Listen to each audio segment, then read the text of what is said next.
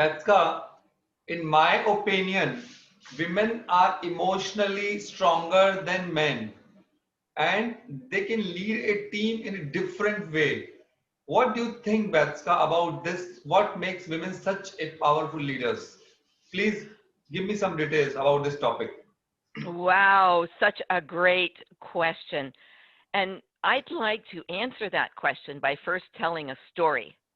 Okay. And when I tell this story, you're going to be thinking maybe, what is she talking about? Because it's a story about two swans. You know, swans, birds, male and female. But then in the end, you're going to see me make the link to women's empowerment. Okay. So the book I want to reference is called The Noble Wilds, Oh, wow. and it was written by Supreme Master Ching Hai. And you can see the swan in the foreground there. Her name is Pitu. And Pitu, swans marry for life. They have life partners, yeah? And her husband's name is Sai Sai. So Pitu and Sai Sai, yeah? And it's a beautiful book about, and all of this story takes place in France. So, and anybody can get the book on Amazon. It's available everywhere. But Pitu said, so the female swan says, we do not have to use verbal language. We communicate in silence. We need not talk about love, harmony, and peace. We live in them. We do not talk about love, harmony, and peace. We live in them. In other words, females, right? Swans and female humans, we don't need to talk about love, harmony, and peace. We live it. It's in our hearts. Is that right, Ratan? Yes, yes, definitely. Yeah. I agree totally. So the story is about when Pitu and Sai Sai were, after they got married, and they wanted to have babies. So she laid her eggs, and just before the eggs were to hatch, this is what she did. I'm going to show you the picture. You see that Oh, picture there? wow. This is what the female swan does. She plucks not all of her feathers, but many of her feathers, and she puts them around the nest. Do you know why? Bye. To protect and give warmth. Yes. So when the babies are born, she doesn't want her baby's feet to get torn because they're so tender, right? She doesn't want their tender feet to be torn on the branches and the leaves. So she puts her feathers down to protect them. So Supreme Master Ching Hai tells us that female swans have a noble quotient, NQ. You know, you've heard about IQ, EQ. NQ, noble quotient. And Raj, you referred to that here about like emotional, women are stronger emotionally and so on. Well, she is saying that female swans have a 1 or 2% higher noble quality than the male swans. And she said it's the same in the human world. You see? This is the linkage. And by the way, before I continue on, I just wanted to say that while Pitu was giving birth, while her eggs were hatching, and you know the little swanlings are wandering around on her feathers and so on, Sai Sai was in the water very close by. He barely slept. Why? Because he was protecting his wife and the babies. So it's a really lovely story about the women are the nurturers, right? We are hardwired inside. We are born to have children, yeah, to give that emotional stability to our families and to wherever we are working. But the men, the Sai, he was, I tell you, he must have been exhausted protecting his family, right? So men and women have different roles. So how does this apply to women's empowerment and why women make better leaders? Well, as I just said, women have a greater noble quality than men. That's number one. I'm going to give 3 to 5 reasons. And so we nurture. Women nurture. And we do that a lot in silence. Just like it said, we need not talk about love, harmony, and peace. We live in them. And so we nurture, we listen. We were really good listeners. And we listen with our ears, with our eyes, with our hearts. We listen with our hearts and with undivided attention. We will stop everything and be with our child or be with our colleague at work and just listen. And we also know, for the most part, how to heal relationships. I do coach many women and men who want to heal relationships, but women are usually better at it because we have that higher noble quality. And women, for the most part, love more deeply. Our hearts are more expanded, so we can love more deeply, whether it's in the home, right, or whether it's in the workplace. And this is why men must give women the opportunity to use their hearts, to use that nurturing ability. Give them responsibility for teams. Give them responsibility for projects. And in the Indian villages or the villages in Africa, give women leadership positions, because they are going to change in a positive way, in a loving way, in a very noble way, improve the life of everyone in their villages and in their corporations, wherever they work. So that's number one reason why women make powerful leaders. Number two is women are bilateral thinkers. I'm a specialist in human behavior, so when I say that, I mean that men often think primarily with their left hemisphere. They're very logical, very analytical, and that's a skill we must applaud, and we must use more of our men, right? Very analytical, very logical. They can sequence out projects. Click, click, click, click, click, click, click. Do it just like that. But the women have the ability to switch easily between the left hemisphere and the right hemisphere. So the left hemisphere is analytical. The right hemisphere, and this is for the most part, there are some people who are not this way, but let's leave that out of the equation for now. For the most part, women know how to use their logical left brain and then switch easily to the right hemisphere.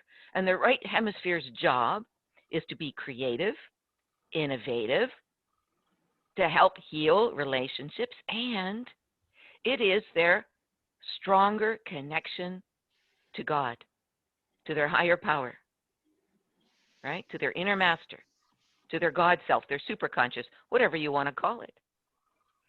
So that's why you see many women in meditation halls, right?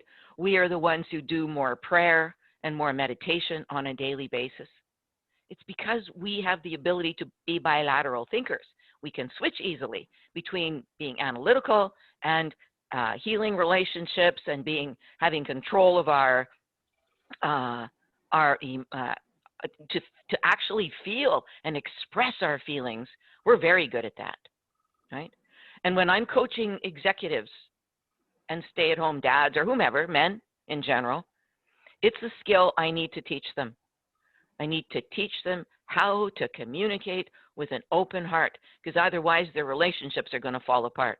And it's critical in the corporate world, right? Leaders, whether they're men or women, need to know how to communicate. So that ability to be bilateral thinkers, to switch easily between the analytical and the creative and their connection to their superconscious is really important.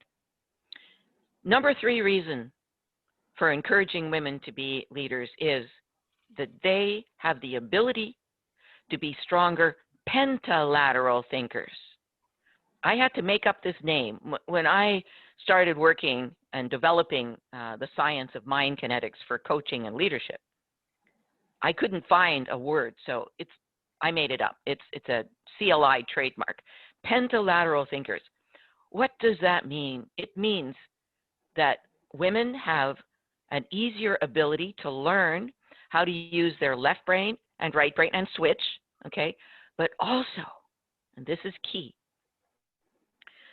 they have an easier ability to go into their subconscious mind to find their roadblocks, to find their negative beliefs, right? And then they have a stronger ability to connect with their superconscious or their God self for solutions.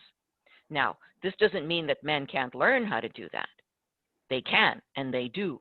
And I applaud the men for doing that. But for women, it's more natural, right? When they come to our coach training school, wow, they're right in there. They get it very quickly. And this is important because if you are a corporate leader, you want to be able to access your higher power for solutions every moment of every day. Because otherwise you're running your corporation just with the logical left brain. Well, what good is that? We have to work with people. We need to nurture relationships. We need to come up with innovative solutions to our business. Where are those solutions going to come from? Our higher power. And women have a much easier, it's more natural for them, again, because of that higher noble quality. Do you have time? Shall I give the last two reasons why women make powerful leaders? Can I express? Yeah? Yeah? Okay. So, number 4, women, for the most part, again, not always, because there are some women born left brain dominant, but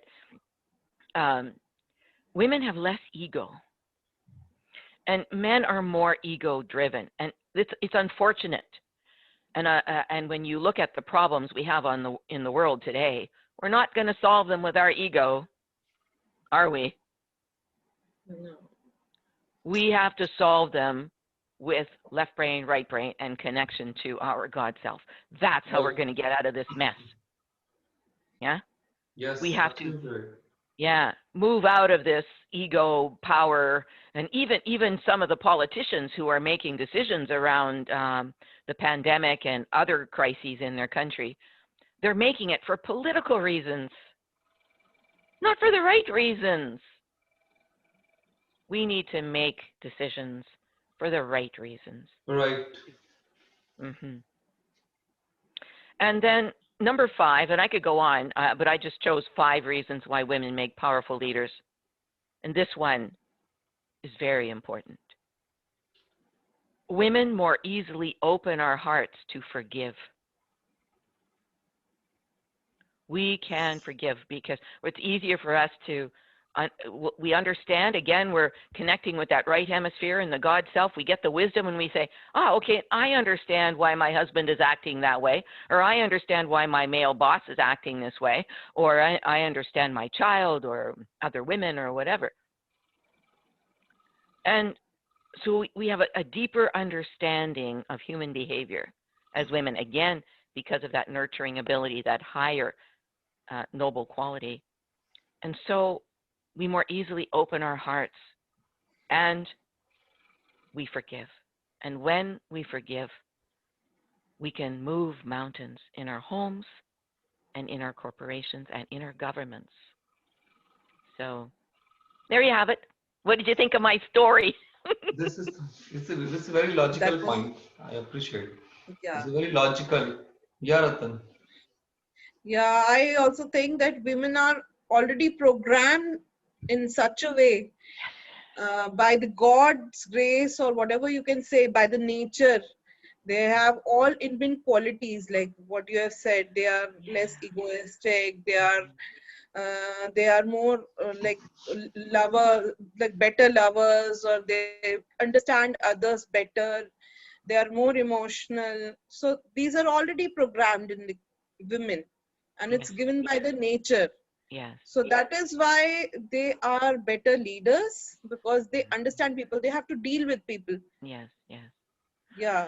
Thank you, Ratandeep. And, you know, again, I want to emphasize that I've worked with many, many male leaders and, you know, men in general, and they can learn how to be this way. They can learn. And if they're And dedicated fathers, they will learn. If they're dedicated leaders, they will learn. They can come and learn how to increase their noble quality, to increase their ability to be bilateral thinkers and pentalateral thinkers. And I am so proud of the men who come, who open their hearts and say, okay, Betska, I'm ready. Teach me, right? Coach me. Teach me how to be a better man. but one thing I want to know from you, Betska, Mm-hmm. like in case a woman is hurt, Yes, okay, hurt on any reason, like she got emotionally hurt. yes, So sometimes she forgets that she's a female. She needs to be emotional. She needs to understand. So does this affect her nature, her you can say, like how she deals further in the relationships? Do you think? yes, absolutely. And I think I've mentioned this before on previous podcasts that I was abused as a child, sexually abused, emotionally abused, spiritually abused. And that abuse made me go, I became an introvert. I was afraid to use my feminine power. I was afraid to speak because I felt my spirit, my love was suppressed. And you know what happened, Ratandeep? My heart shut down. So I had to use all kinds of tools. And again, we have them in our company. I had to develop tools for me first to heal my own heart, to heal it. And that's why I can speak so confidently in front of all of you today and your podcast viewers. So when women are hurt, and I need to say this, sometimes men hurt women on purpose to suppress them, keep them down. We need to stop that. We need to do everything to help women because we play just as great a role as men in healing this planet. We have our own roles. Let's use them. So yes, I agree. And I had to really heal my heart. And now we offer free tools online like thebrainwalk.com. Go and use it. It's free. And it'll help you heal your heart. If you need more work, let us know. We have coaches around the world who are ready to help you. And Trained in healing the heart. Yeah. just let me know, what do you think about thoughts and emotions?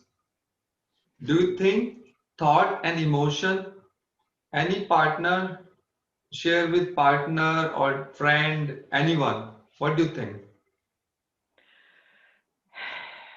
If we don't, we can end up in trouble. Right? Yeah.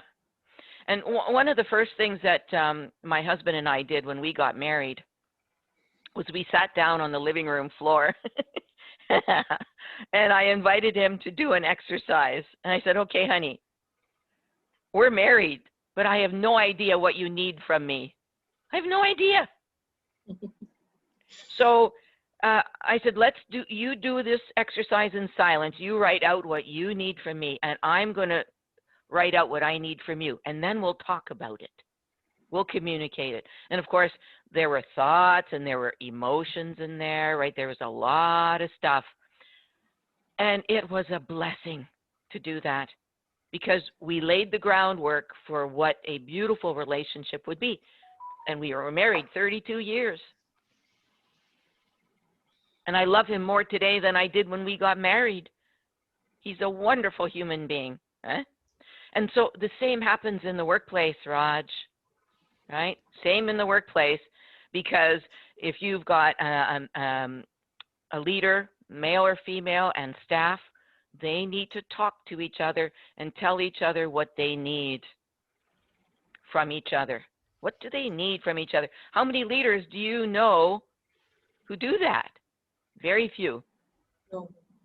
So I invite the leaders to sit down and really have that open-hearted conversation on what do you need from each other. In other words, you're setting the expectations, right? The leader says, this is what I need from you, and the employee says, this is what I need from you. Because otherwise you're guessing, and then you go into all these meetings and, oh my God, you're trying to guess about what your boss needs or wants from you. No. I'll tell you, communication is the #1 challenge we have on the planet today. #1. And also, and this is a big one, animals like Pitu and Sai Sai and the cows and the pigs, and they are very connected to their hearts and to their spirit. That's why I don't eat animals or birds or fish or anything like that. And humans need to connect more so with their spirituality, with their spirit, and with their hearts. And so, we have a group, for example, that meditates every day at the same time for 1 hour, anywhere in the world, because we need to bring that wisdom, that beautiful spiritual energy to this planet. It's the only thing that's going to change major challenges we have here today. So, Okay. yeah. Ratandeep, you want to say anything? No. Okay. So let's close. I'll just ask Ratandeep, what today really touched you? What did you like about our conversation today? So I just loved hearing you. I loved your wisdom. And you have treasure for us. You have treasure of knowledge, thoughts, and I loved it. Yeah.